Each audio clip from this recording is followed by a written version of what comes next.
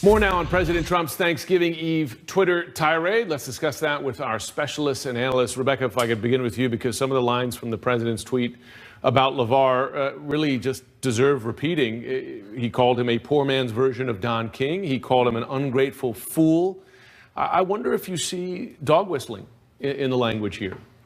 Certainly, that could be one interpretation, and the president, by tweeting this, leaves it open for people to make that interpretation. And look, I mean, the fundamental problem, the obvious problem here, is that the president is feeding into a perception that we see over and over again in public polling that he acts unpresidential. It's something that disturbs even some of his supporters who wish he would tone down his Twitter rhetoric and also focus on the issues that they believe a president should focus on. Certainly that Republicans wish he would focus on, like tax reform, a major piece of legislation that is working its way through Congress that is going to need the president and the White House's full attention moving forward in these next couple of weeks. Beyond the pattern of targeting some of his sharpest tweets against African Americans, is this "it was me"? I mean, he even had that in all caps in his tweet. It was me. I'm the one who got this guy free. This kind of desperate need, it seems, for public adulation or gratitude.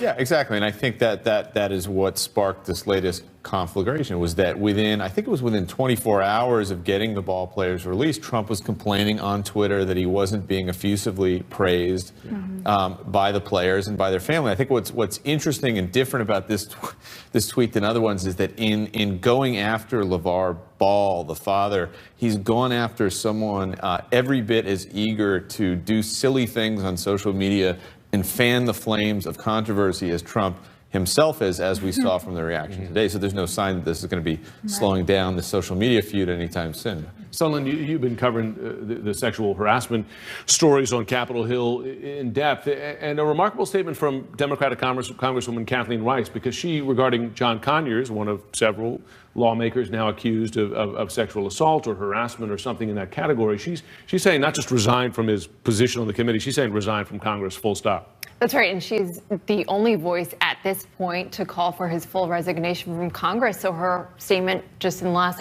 few hours this afternoon is significant in and of itself.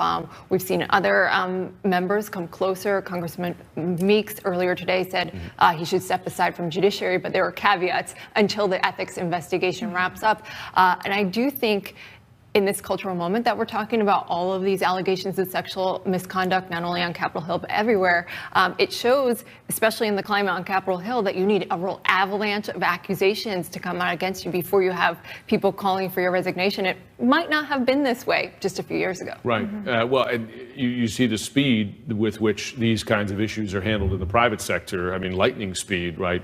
With the Charlie Rose, for instance, the Washington Post story was it Monday? And then within 24 hours, he's out. Gone. Of multiple contracts. Well, the other thing you have in Congress, though, is you have a mechanism built and designed to protect incumbents, to make it hard to force them out of their jobs. I mean, we saw pretty quickly with Al Franken that there is a ritual that Democrats and Republicans came up with. They say, we're going to refer this to the Ethics Committee, which is essentially a black box, but it's a way, it's almost a breaker that kind of stops that cavalcade of public calls to step down, and at least gives these guys a few more days, we'll see, to try and plead their case.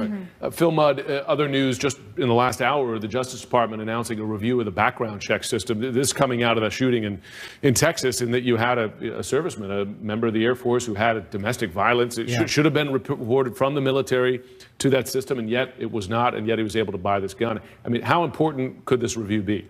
Look, the Attorney General has got to do this. If you have an FBI officer killed in the line of duty, you've got to look at that and say, what do we do better? If you have a mistake of this significance, somebody who was convicted of assault against a woman and child, who is discharged from the military, this is important. I believe it will save lives, but let me step back for a moment. If you're the Attorney General, the FBI director, and you see an incident like this, you have no alternative but to step back and say, we've got to review the procedures where someone misentered data or failed to enter data, and say, how do we do better, because we cannot afford to have this happen again. I think it'll save lives, but the Attorney General's got to do it. No, I mean, it seems almost a no-brainer.